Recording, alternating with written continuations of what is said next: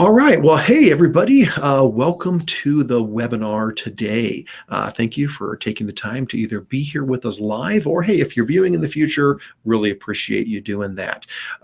This webinar is provided through an organization called TILO. I guess it depends on how you'd like to pronounce it, but it's the Technology Integration Leaders of Ohio. I'm going to go ahead and bring up that webpage so that you can see it. You can see the address down below me there, but I'm going to bring up the webpage so you can see the site that I'm referring to. The Technology Integration Leaders of Ohio. So it's www.tilohio.org. And that website is an ongoing site. We're still developing it, adding more and more things to it. But at least, if nothing else, one thing I will draw your attention to is when you get there, there's a link for a calendar. And up here in the top right-hand corner, that calendar will let you know any upcoming webinars that we have. So, for example, you can see here today, the one that we are going to be viewing is 15 awesome websites for your classroom. So definitely check back to view this calendar every now and then and see if you have any upcoming webinars that you would like to take advantage of. And again, that is on our Technology Integration Leaders of Ohio website. All right, very good. And for what it's worth, my name is Eric Kurtz. I'm going to be your host who's going to get out of the way very quickly and turn it over to our presenters today. I work for Spark, a information technology center up here in Northeast Ohio, serving about 30 school districts, and happy to be a part of this organization as well.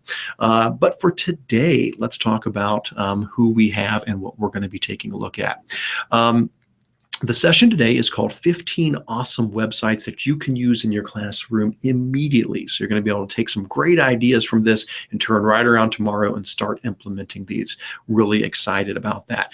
We are joined by Mike Daugherty and Nancy Kevern, who are from Chagrin Falls Exempted School Village District, something like that. I'll always mess that up. Got a few too many words in there, but from Chagrin Falls. And so they're going to tell us more about themselves as they do their introduction. And then boom, they're going to be right into the webinar. Now, while the webinar is going on, if any of you guys have questions, there is a Q&A app. So if you're watching it live, there's actually a Q&A app that should pop up to the side of the video. You can type questions in there. I'm going to keep an eye on that, and I'll pass those questions along to Mike and Nancy as we go throughout this. So without further ado, I'm going to go ahead and switch this over to Mike and Nancy, and I'm going to mute myself, and they can go ahead and unmute and take over, and we will take it from there. All right, guys, so you are ready to go. All right, well, thank you for that. Thank you for that introduction, Eric. Just to be sure, I'm going to throw our presentation up here. I want to make sure it's coming through. I'm going to hope it is. Everything looks good. Looks great. And it's so hard when you're doing this because you can't really see what everybody else sees. But my name is Mike Daugherty. I'm the Director of Technology here at Chagrin Falls Exempted Village Schools. To my right, who you cannot see but you will hear, is Nancy Kevern. Nancy is our technology integrationist. We are a one-to-one district with Chromebooks in grades 2 through 12 with a pilot program in K1. And what we're going to go through today are websites and extensions that we have used in our district over the last 2 years now that have been really, really helpful. So I'm going to get into it now. As Eric said, if you have any questions, please feel free to type them and we'll kind of go from there. So the first, and you'll see as you go through, we shared the link to the presentation in the notes for the webinar.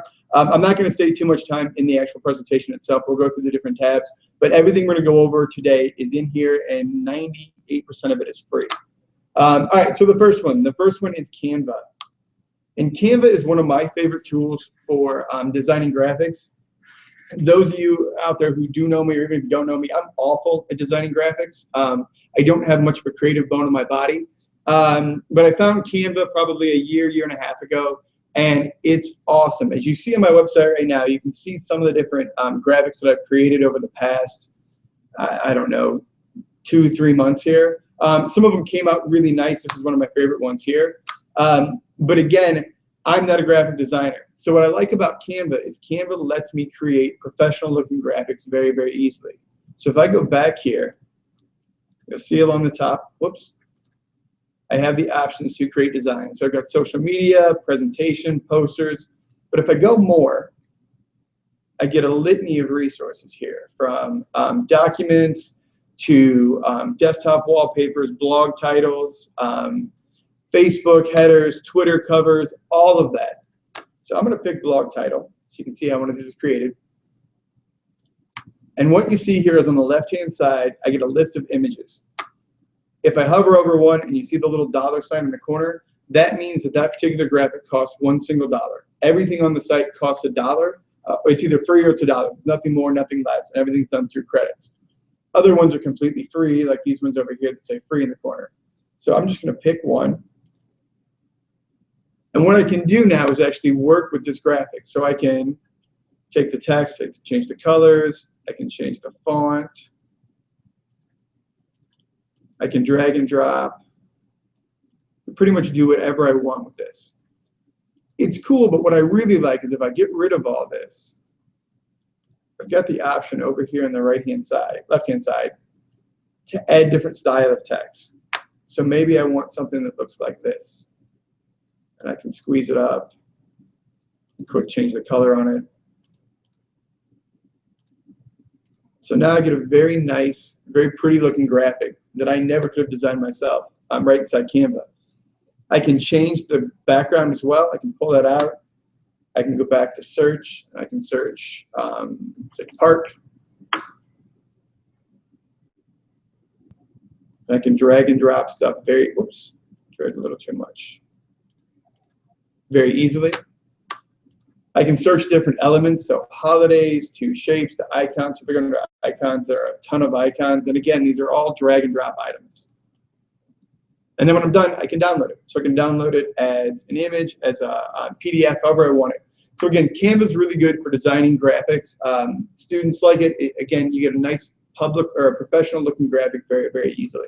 If I can just jump in here, we had a science class create biome videos, and they used the Canva to create a publication or an advertisement for their biome video. So it was a nice sort of mashup.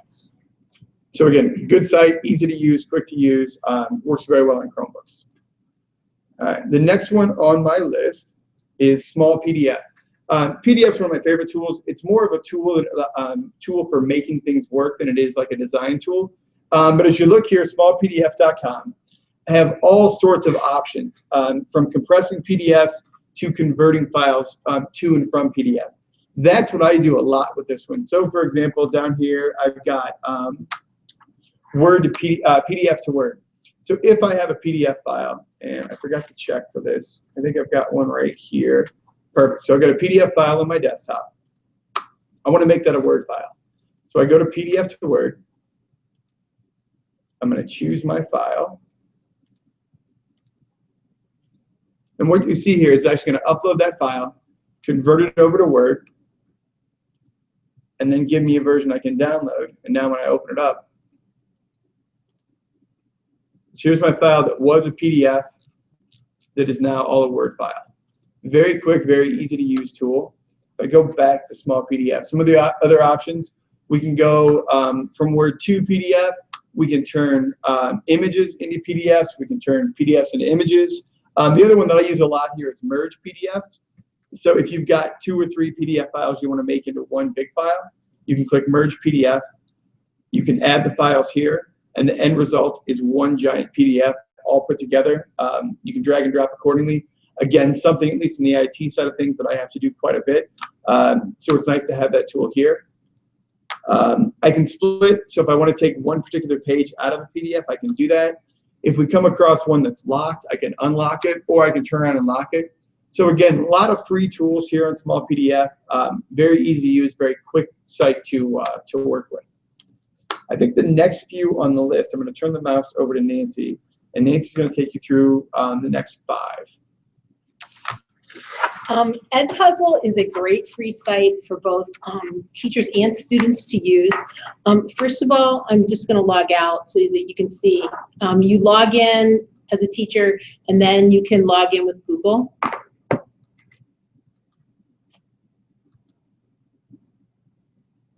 And so now you have a site that allows you, first of all, to search thousands of already created content. And it can be from any of these sites that you see over here on the left-hand side. If it has a little question mark in the corner, that means embedded in here are questions. So I can have you take a look at what it looks like. And so it'll play the video, and then everywhere you see one of these questions, a question will pop up, and then the student answers. If they don't know the answer, they can rewatch that section of the video, and then they answer the question and then continue. So you can search for pre-made things all the way from primary up through high school, or you can create your own content, and I'll show you how to do that in just a second. Once you create the content, you can share to Classroom. So I find something, I crop it, I embed my questions, and then I click Assign and Share. If I share with anyone, I can put the link on Google Classroom. The students can access it. They can get feedback on multiple choice questions, but you don't get any of that data. If, however, you share to Classroom, it embeds with Classroom. And let me just show you what that looks like.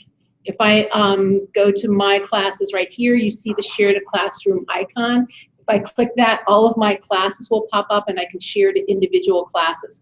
When I do that, it syncs up with Classroom in my Drive, and I can monitor the progress of my students. So what I'm getting now is a formative assessment tool that houses the data for me. These are all demo students, but if I click on here, I can see how many times they watched the video. I can see the answers to all of their questions.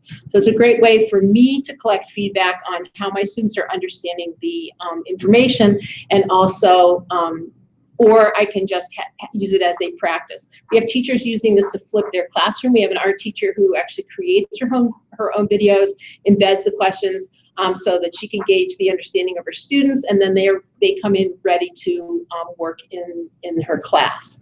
Edpuzzle has an extension that if you load it onto from the Chrome Web Store, it sits right up here in your browser. You'll see a little icon. But if you go to YouTube and search once you install that extension, if you go to YouTube and search any video, the little Edpuzzle extension will pop up right below the video on the right-hand side, and then you can just click Edit with Edpuzzle, and it will take you right to your Edpuzzle site where you can edit the video, embed your questions, and so on. Great tool, lots of options, and easy to use for all grade levels. I think next on the list is SoundCloud. SoundCloud looks like this. Again, you can log in with Google. It creates audio files for you. We have foreign language using it for students to record practice, so the teacher can actually hear their accent and their vocabulary use. We have our music department having students recording themselves on with their instrument and then turning it in through Classroom. So once students log in with Google, they go to Upload, and then you have to start new recording. And so then you go to, let's see if we can get in the right spot here. So I'm going to go to Upload, start new recording. We normally do this in Chrome. I switched Nancy over to Firefox for this one, so we may struggle. It looks like it's not going to let me record, but ultimately you get a pop-up that says allow. You make your recording, and then you can save the recording here, title it,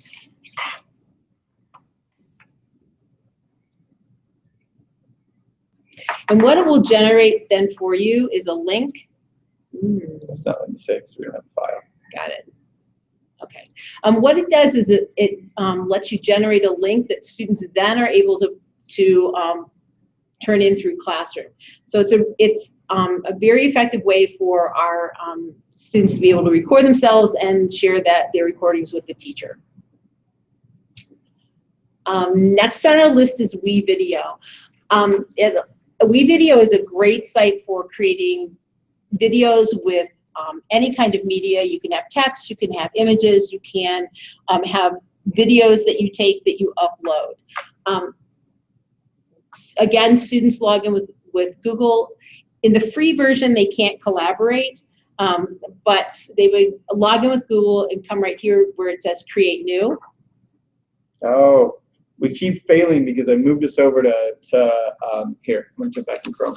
We keep failing because I moved us over to Firefox for this, and I very rarely use Firefox. So let's just open up WeVideo in here, and hopefully Nancy can log in as me. Yep.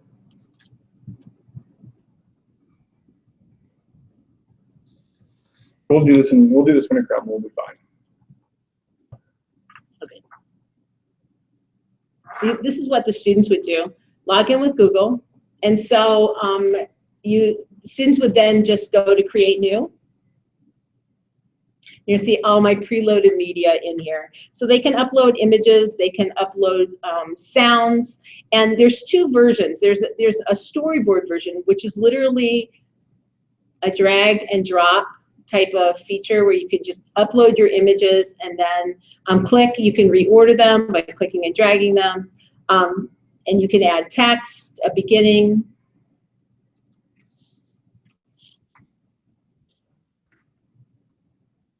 And then you can change the color, you can change the font.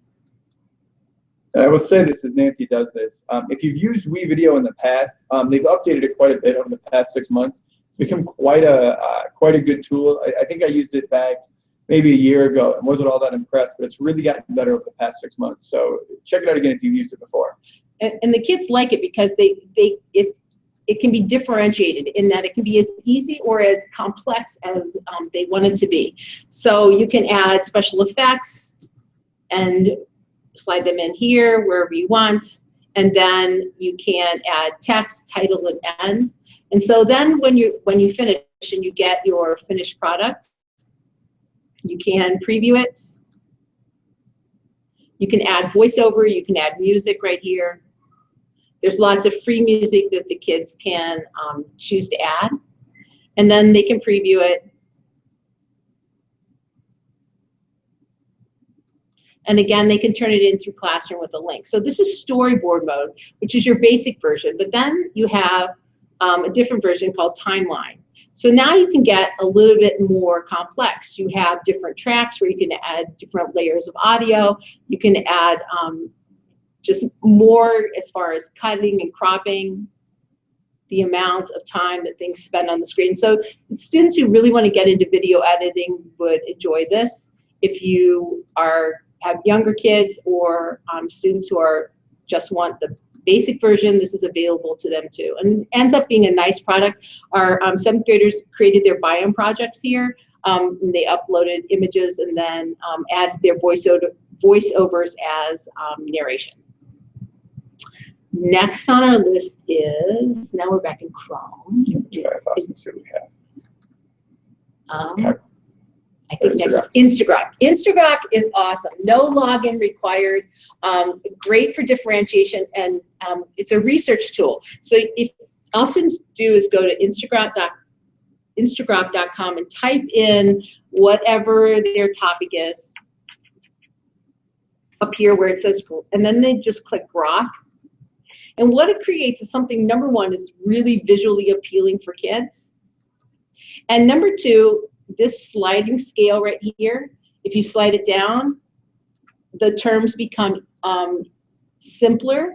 And then if you slide it up, they become more difficult. So now it becomes a automatic differentiation and student control too. I have no idea what I did to create these long things.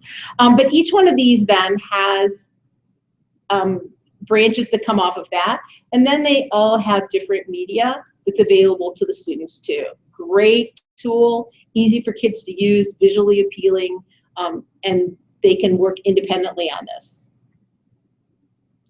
Our last one on the list is Coggle. It's a mind mapping tool. So I can show you what it looks like, and then I'll show you how to create it. So first of all, students can collaborate on Coggle right here. You can invite people via email. And you start with a basic idea or term, and each one of these protrusions or whatever you want to call it, then create a new link to it, and you can change the color of the link by right-clicking. And so now each one of these becomes a new one. You can have multiple ones if you have the same idea. You can add text, you can add images, you can add links. So again, it can become as much as complex or as simple as you want. We had kids who enjoyed it so much that they went home and made them on their own. And you can click and drag these around so that you can move the whole thing. You can move individual ones so that it becomes now visually what you would like. If you decide that you don't want something, you have to hit Shift and then, nope, Shift, Control. There you go. And now it goes away.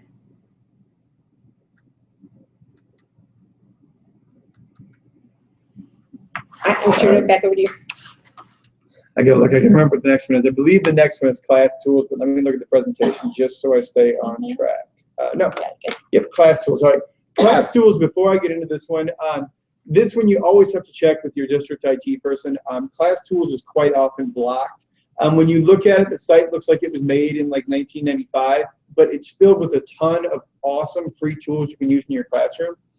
So I'm going to scroll down here and point out some of the ones that we've used. One of my favorite is the fake news headline generator. So if I click this, it allows me to create a fake news broadcast with Ron Burgundy here in the middle. So I can name my channel. I can do a headline, Ron for president. I can add anything I want to the ticker down below, ticker, etc. I can add a date, etc. The kids love this one. It allows them to get a little creative, but still have something that's fun to work with. Some of the other ones that I love on here are the fake SMS generator, so the fake text message generator, which is down below here. So you can go here, and they even actually use the same example that we use in our district. Is we had students create a fictional chat between two historical characters. So I believe, if I remember correctly, the teacher used it to have a chat between two Civil War generals. We're talking about, you know, what life might have been like during that time, or how a particular battle went or didn't go, etc. So if I click it, I have the ability to kind of adjust the tweet. I can choose, I think on this one I can choose, I gotta find it. There's a way to choose what style it looks like. So if somebody wants to make an Android one versus an Apple one. You can do the same thing with Facebook, the fake Facebook generator. Again, when we're talking about engaging kids, this is an awesome place to do it. They've got one for Twitter as well down here. And then they've got just other random tools that are helpful, like a random name picker, or QR maker, or what else do they have? They have all sorts of just fun, easy to use tools. Again, don't let the design of the site throw you off. There's a lot of good stuff here, and it's worth checking out. Next on the list is Clearly, and I should probably take Clearly off because at the end of 2015, Clearly, which is done by Evernote, they actually announced that they're no longer going to support Clearly, so I should probably find a new one. There are other tools out there like this one. What Clearly is designed to do is to take all the extra junk out of a website so that when you're looking at it, you can just see the picture associated with the website and then the actual text. So I picked an article off Lifehacker. As you can see, I've got stuff over here. As I scroll down, I've got a bunch of included ads and things that I just don't want. I go up here to the icon. Now what it's going to do is just strip out all the extra unneeded stuff. So now I just have the one main image and then all the data. And I can go through over here and I can change things like the colors, so if I want it to be more of a newsprint or at night, notable, however I want to do it with that. I can change font size. So I have a lot of options. I was a big fan of Clearly. I'm bummed to hear that it's going away. I can even highlight. So if there's parts that I want to highlight to print out later, I can do that. You can save it to Evernote. So again, Clearly is a nice way, a nice extension to just move the junk out of the way. The one that we have right after this in the presentation is kind of the companion to this, and that's Print Friendly. So I'm going to actually do the same article with Print Friendly. So I'm going to go here, and what Print Friendly is designed to do is to pull out all that stuff so that when you go to print the article, all the stuff is going away. All the extra ads, all the junk. So I paste my URL right here. I choose print preview. And now what you'll see is, once again, I get just the article. No ads, no nothing. The one thing that I like about print friendly over Clearly is right here. As I roll over things, I have the ability to delete things. So let's say down here, I really just don't like this last column. I feel like it's maybe too much of an opinion. I can choose to delete it. So it actually deletes it right off my window. Delete this too here, this whole section. And then I have some options. So I can print it. I can save it to a PDF, which works just fine.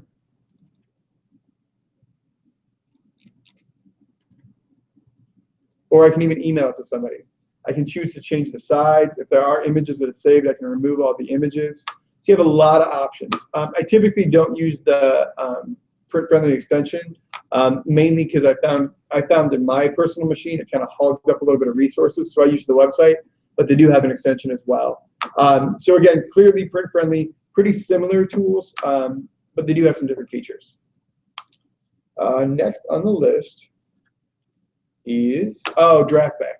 DraftBack is one of my favorites. I talk about this one all the time.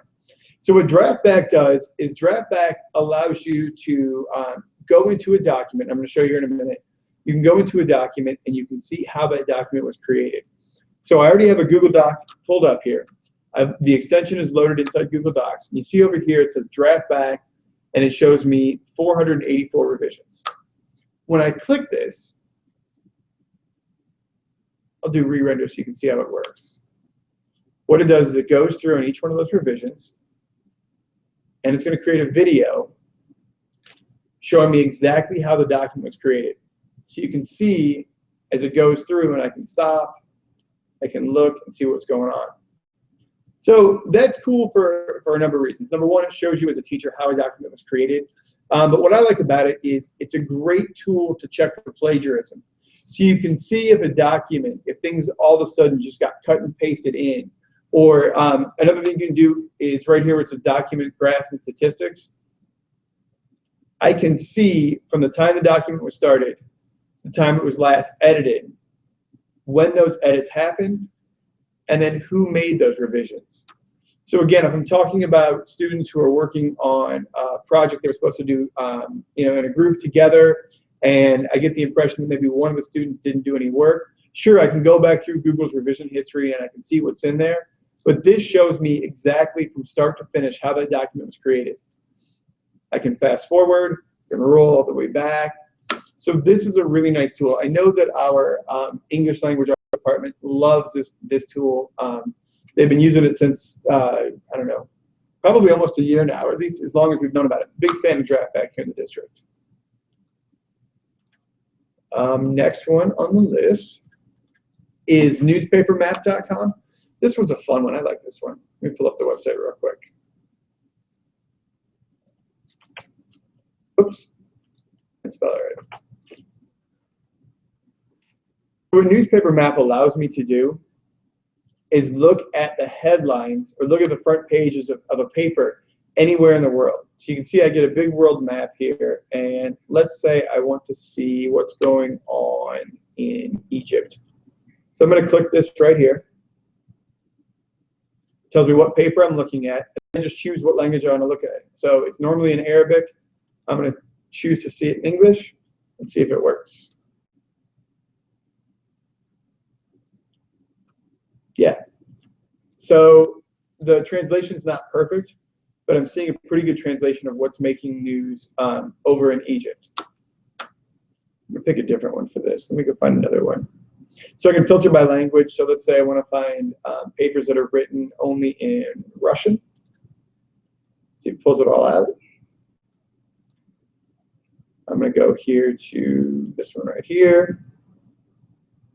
Again, I'll ask to see it in English.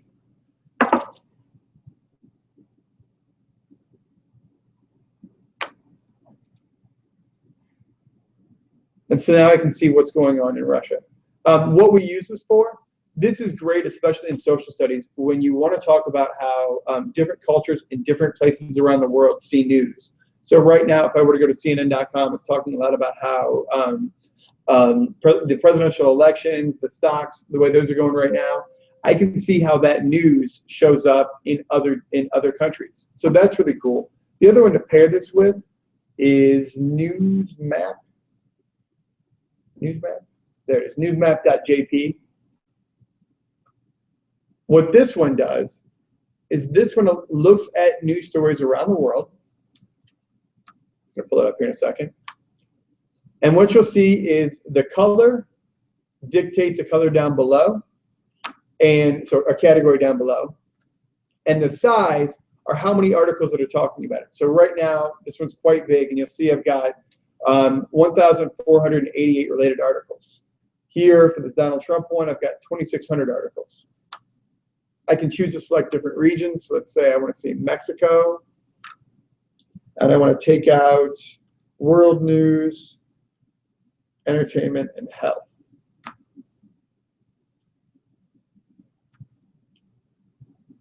So again, I can see stories now from across the United States and Mexico, and you'll see how the sizes and the categories change based on where I'm looking. So if I were to cut out the US altogether, I can just see what's going on in Mexico. So again, a lot of great ways to tie these two websites in together. Really cool to see what's kind of going on around the world. Next one on my list is Remy.io. I thought I had this one. Oh, there it is.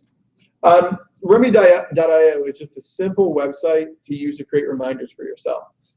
So I use this one. I'm going to do a new reminder right now. To create a reminder, you can see I've used it before, to call Nancy and tell her she's awesome. I'm going to change it. I'm going to change it from awesome to amazing. I'm already signed. Whoops. I'm already signed in with my email account. I kind of skipped that process, but you sign in. I choose when I want to get the reminder. So remind me tomorrow at 9 a.m. and create reminder. And what I'll see here is the reminders I've got going on, any past reminders that I have set up as well. Would I like to do this with students? This is a great one if they have projects coming up in the future to have them go in there and create reminders for themselves. They can create calendar appointments on a Google Calendar just as easy. But this one, it pops up in your inbox. It's kind of a fresh reminder. Oh, hey, you need to do this. Me personally, I work a lot out of my inbox. So having these random reminders come through to let Nancy know she's amazing works really well. But you can go in here and do reminders to multiple people. So I could add another person to this. So I could add other people in our department. Again, I can pick the dates. I can go far, far, far in the future. So again, nice, free, easy to use website. I just kind of like to show off. Next one is Google Keep. For those of you that aren't familiar with Google Keep, it's a pretty awesome way to take notes. I'm going to pull up my Keep right here. So what you'll see here is just my notes for what I've got going on, whether it's ideas, my website, just other things I've got going on. Adding a note is very simple. I go up here, make it. Let's do create a new presentation. I can go down and I can begin typing. So add 3 new sites. I don't know what else I would put. Change font. Now what I can do here is I can choose to show checkboxes. So I can make these checkable items. I can add more things. I can attach reminders to this. I can invite people, so I can share this note with other people, which Nancy and I do from time to time. I can change the color. I can add images in here, so if I want to find, I don't know, I don't have any images right now, but if I wanted to add pictures in here, this one is just a really nice way to keep track of your stuff. I know that our students use this quite a bit. This was one that we didn't really push out or tell them about. They kind of found Keep on their own, and they like it. Not every kid uses it. I'm not going to say it's like a district adopted thing, but I would say that a lot of our kids find this one as an easy way to kind of keep track of things. And then what I really like about it is I can archive a note when I'm all done with it. So I can hide it, but it's not gone forever. I have the ability to go back and get to, I can go back to my archive down here and pull up all my notes from the past. I can do labels. I have so much fun things you can do here. The other thing I like about Keep is that it syncs with your phone. So if you have an iPhone or an Android device, you can sync up all of your stuff in Keep right to your phone, which again, for a lot of people works really, really well. Then the last thing we have on the list are some extensions. I'm going to talk about the one that I have in here, and then Nancy will take the rest of the other 4. But the one that I love in here is up here in the upper right-hand corner called Black Menu. What I love about this is Black Menu gives me a quick access into everything that I have Google. So the admin console for the district, my Google Drive, Gmail, my calendar, everything's all right here. I know there are a ton of ways to get to Google. This is just my favorite. The other thing I like about this one is I can scroll down, and if there's things that I want to add, like Classroom, for example, I can drag and drop it into my feed. So very, very simple icon to get access to all of my stuff, even my search, all of it. I can search my drive right from here, so I can go here and look for one-to-one, one-to-one. And it will search my drive for anything one-to-one. So again, kind of a shortcut for me, but all right, and I will let Nancy take over with the other 4. All right, sitting up here also is tab resize. Looks like this. What this Chrome extension does will allow you to split your screen evenly up to 4 ways. I'll show you what I use most is side-by-side 2. It will split the screen that's highlighted and then the screen directly to the right. So in this case then, I'm going to click tab resize. You can see a preview of what you want, so I'll choose this one. You can do up to 4. And then what you get is side-by-side both screens. So you can imagine a student has a doc on this side, their research on this side, or even just 2 comparative docs if you want them to do a comparison between the 2. If you want, then the companion piece is right here, tab glue. So now what it will do is then pin the 2 tabs back together without closing anything out. So if I want everything back together, I can just click tab glue and it goes back together. Super easy to do. The kids really like it. There's no more clicking and dragging of screens. They can split and then put them back together.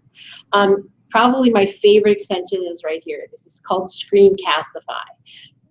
Number 1, you log in with Google. Number 2, it syncs up to store on your drive. And it allows you to create a video in one take. And it will record whatever it is on your screen. So you log in with Chrome, or log in with Google rather.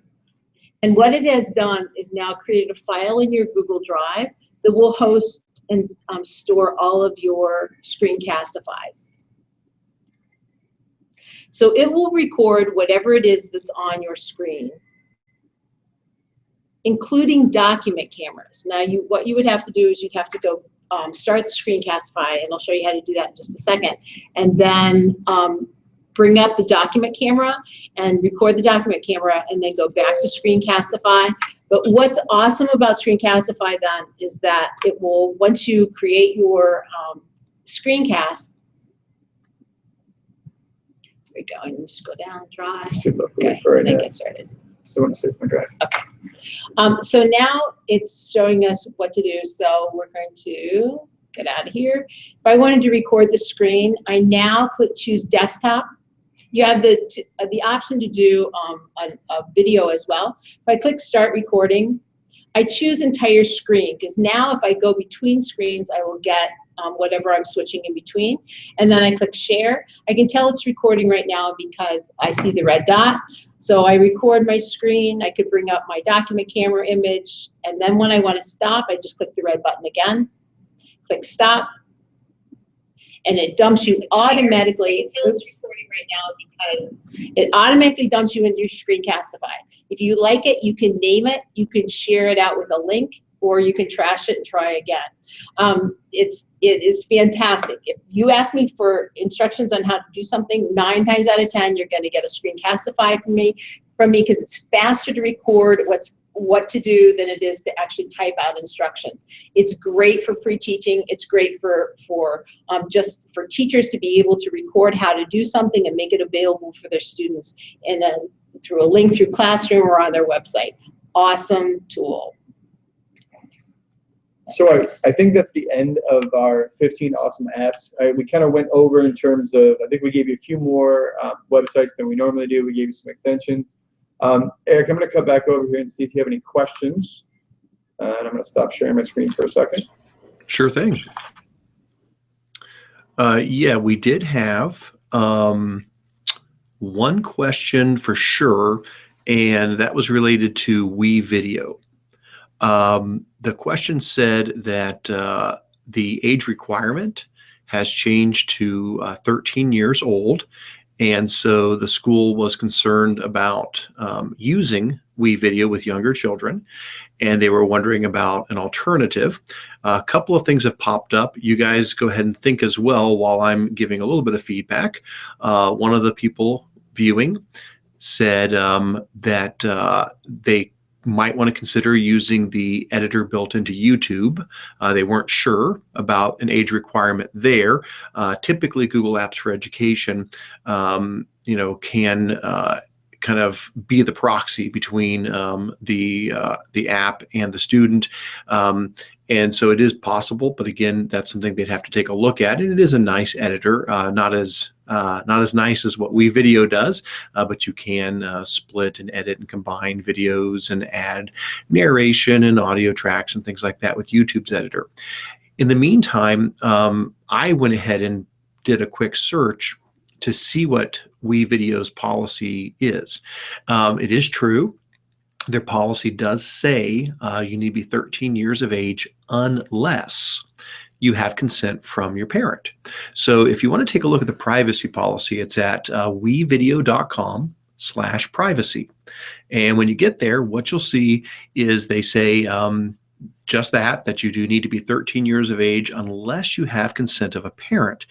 And they said that they can accomplish this a number of ways. It can be either that while registering, they can enter a parent's email address. After they identify their age, it will prompt them for such. They can enter a parent's email address. The parent will get an email saying, please just verify that this is okay. I mean, I've seen this with my own boys many times. I've got 3 sons at home, and they'll go sign up for, some website, and it'll ask for that. And so I get a confirmation email saying, yes, this is okay. They say the second option, they said your account can be created by your teacher. They said, but of course, it is the responsibility of the teacher to have first obtained parental consent. So as long as this is perhaps a one-time form you send home to the parents to say, we're doing this project, we'd like to use this service, and we need your permission. Or maybe this is something that you roll into your acceptable use policy. Maybe each year, if you have parents sign an AUP for the younger children, you may say, you give us the rights to have your students use the following services, and you might have a list of services that kind of get covered all in one in that policy. Always there's the chance a parent may say no, so you certainly would want to have an alternative for a student who is not able to get that parent permission. So throw that back to you guys. Do you have any reaction response to a concern about WeVideo with children under the age of 13? So to kind of piggyback off what you said, Eric, that's what we have done. We have asked parents in the past to just basically for their permission for typical sites like this. It's funny that you mentioned the AUP, because that's the goal for next year, is to actually add those sites that we know have that age requirement into that. I was trying to think, though, just in terms of what else we use, and I cannot think. There was another website that we had stumbled across for video editing, and for the life of me, I cannot remember the name of it right now. But I did find one other one that, again, a year ago, I actually liked better than WeVideo. But as WeVideo has gotten better, I don't remember that site doing much in terms. Was it Video? Let me take a look here real quick. I'm going to take a stab in the dark. It might have been Video. And I would have to take a look at the privacy policy on this one because it's been a little while since we've looked at it. But I don't remember it being as user-friendly or as I don't know, easy. I don't know. I don't remember if we liked it as much. But here's another one. Here's video. You can take a look at that one. Now, how's that spelled? WIDEO.co. Okay. Oh, you know what? You're not. Were you seeing my screen there at all? No, I'm not. I'm just sitting there yapping. Okay. That's okay. I pulled it up in a tab. Hold on here. I've got it up. Yeah. You're back to just you. Okay. Now it's coming up for the sharing. So I'm going to say that I'm a student.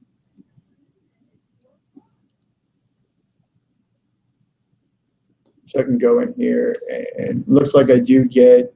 Yeah, I mean, looks like it's actually been upgraded quite a bit too since the last time I saw it. We haven't touched video in quite a while.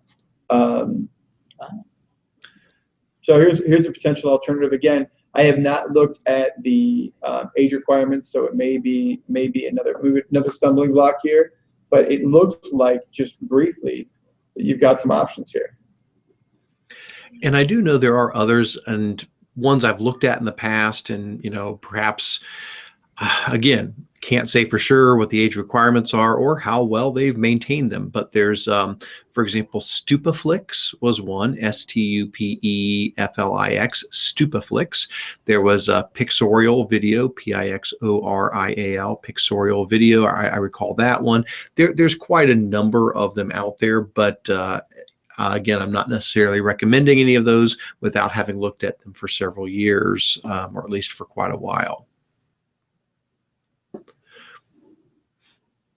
All right, but I think that was the only question that came in. I'm going to, that was from the Q&A. I'm going to double check on the actual event page and see if anybody chose just to type a question in there instead. And nope, does not look like it.